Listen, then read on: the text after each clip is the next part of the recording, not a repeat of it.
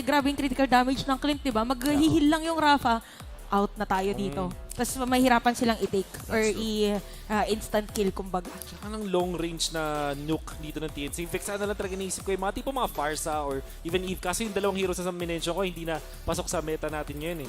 Kailangan may isang hero na hindi dependent sa slow. Kasi slow immune itong mga heroes na minana.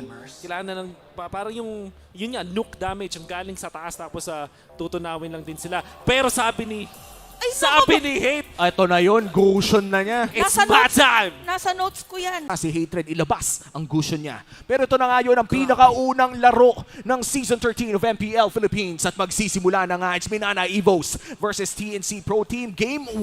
Sino kayang makakakuha ng First Blood? Mainit-init. Ang tagal natin hindi nakita yung Gusion na naka-petrify. Parang season 10, yung talagang gamit na gamit. Si Few. Oo, si Few may gamit nung time na yon. So, interesting. Parang nanggigigil na si Kuya Hatred na gumalaw ng mga kamay. Mali ka, pwedeng mabigyan. Kumbaga, ito, speaking of mabigyan, dito sa ating Turtle, sinisimula ni Kaysen and the rest of the players of TNC ay nakapwesto na rin. Look at the Gusion. Nag-aabang ng pwesto dito si Hatred. Hindi natamaan ng Astral Echo pero half HP na para sa pinaka-unang Turtle ng laro. Saktong-sakto final slash pero nagka-counter pero ito first blood agad para kay Hatred pero napunta dito pag-uong para kay Ryzen. TNC ngayon dediretso against the Minana Evos at si Kirk ay mamamatay na rin. Double kill agad. First 2 minutes, 2 kills para sa Gusion. At napakagandang dance wala sa TNC yung setup nila dun sa Turtle na yon. At alam natin na mas mabilis yung speed nila because of what Aggressive na players, pwede niyang gamitin yung Rafaela with the movement speed na bigla na lang mga habol dito ng mga players ng TNC.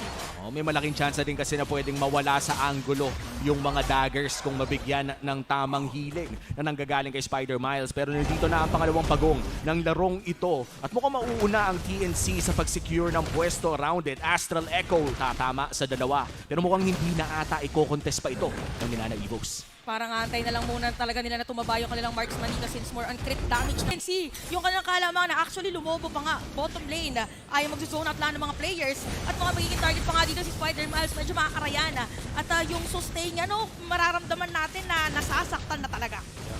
we know na yung back shot. Naturally, anti-sustain na hero. Yung kanyang kit ay may mini kit siya na parang napipigilan yung mga anti-heal, parang passive na dominant size. Napakagandang set, pero nga lang si Head buhay pa rin yata pa rin na si Kirk kumahapon Wow! niya. Pero Wow! pa rin, mapalitan pa nga yata dito na TNC.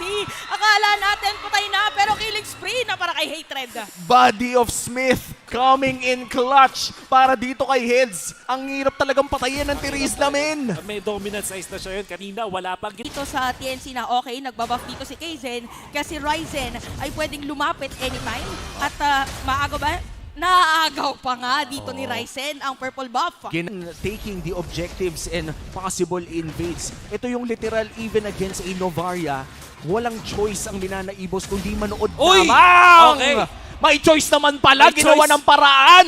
diba? Oo. So, Medyo, ang sakit nga sa pakiramdam nun eh. Wala nang depensa against the Nathan. Pero half HP para dito sa Lord. Binaburst na agad ng TNC Pro Team. Kaysen on prime position para mang-agaw. Okay, si Head sa bubok nila, sakto penalty zone. Tatamaan dito si Kaysen at dediretso ngayon ng TNC.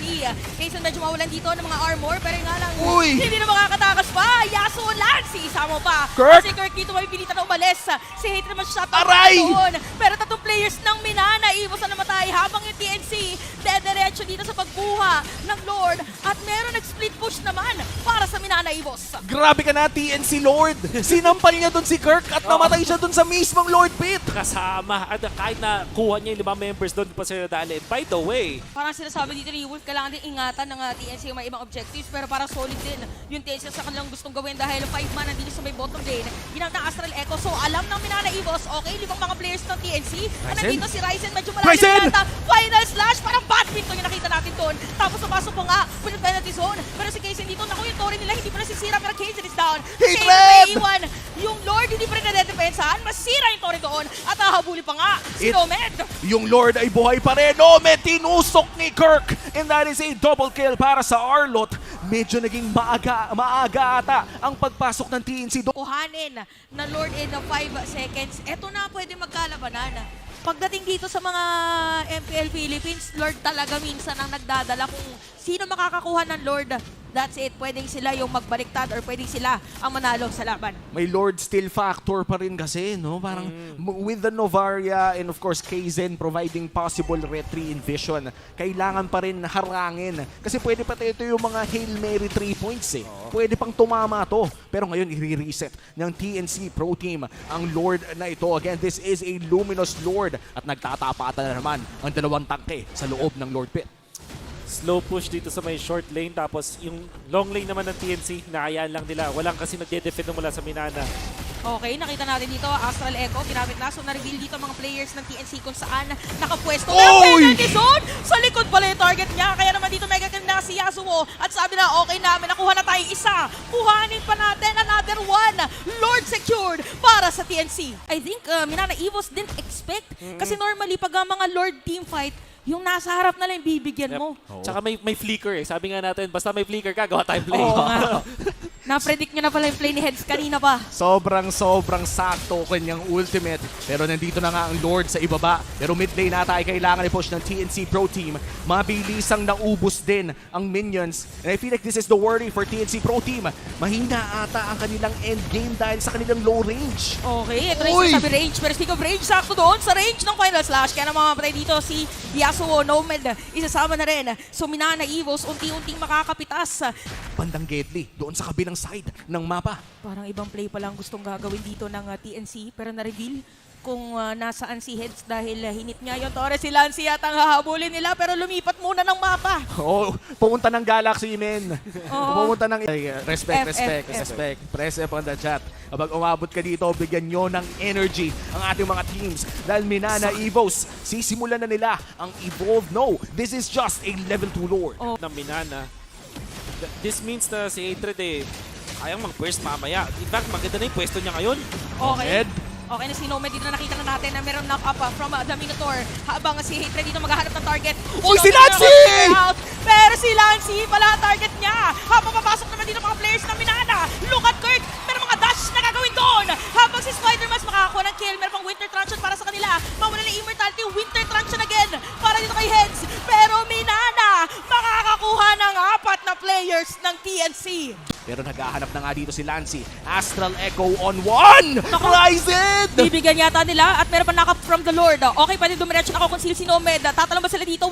Walang flicker by the way. Yung Minotaur, so hindi pwedeng gumawa ng setup play. With the nature used. Oh, Hinahanap si Hatred at si Heads pero Astral Echo tumama lamang sa dalawa at mukhang sisimulan na nga nila ang laban na to pero Lord pinofocus na ng Minana Evos. what an opener para sa ating unang serye. 21 minutes na pala pero sa sobrang ganda ng laban, hindi na natin napansin na matagal na pala yung pinag-aagawan na Lord para dito sa ating laban. Habang si Hatred nakatago na naman. Ay! Ryzen pala makakakuha pero sakto na naman doon yung penalty zone ni Heads. Habang pumasok itong mga players, free dito si Yasuo. May mga shuriken blades na ibabalik doon pero si Lancy pa rin makakakuha. Takbo! Sabi nila Minana, kailangan umalis ng mga players ng TNC. Kailangan nyo pa uwiin. Kaya naman double kill na. Dito ang Navarre, 2, 3, 7. Hindi lang tatama doon pero ramdam natin. Even Kirk. Oh, no! Abot pa kay Ryzen. Unti-unti, mawawala ang buhay. Oh, at no! tatamahan mo nga dito ng ibang mga skills. Ayan na nga, 3 ang bumagsak para sa TNC. At 2 ang dedepensa. This is a Lord push for them. Pero Mabilis mukhang na, end na ang call ng Minana. Hindi na yata madedepensahan habang natatower lock na unting-unting naubos mga players ng TNC. Kaya Minana, mababaliktad pa nila. Game 1, mapupunta sa kanila. Nakuha man ng TNC ang early game. Comeback is real para sa Minana Evos. At kung sinasabi natin na kailangan tignan dito si Spider Miles ang nag-step up ng malupit. Doming 5, 0, and 8 dealt the most damage dun sa ating laban by a big margin. Sobrang on point at hindi rin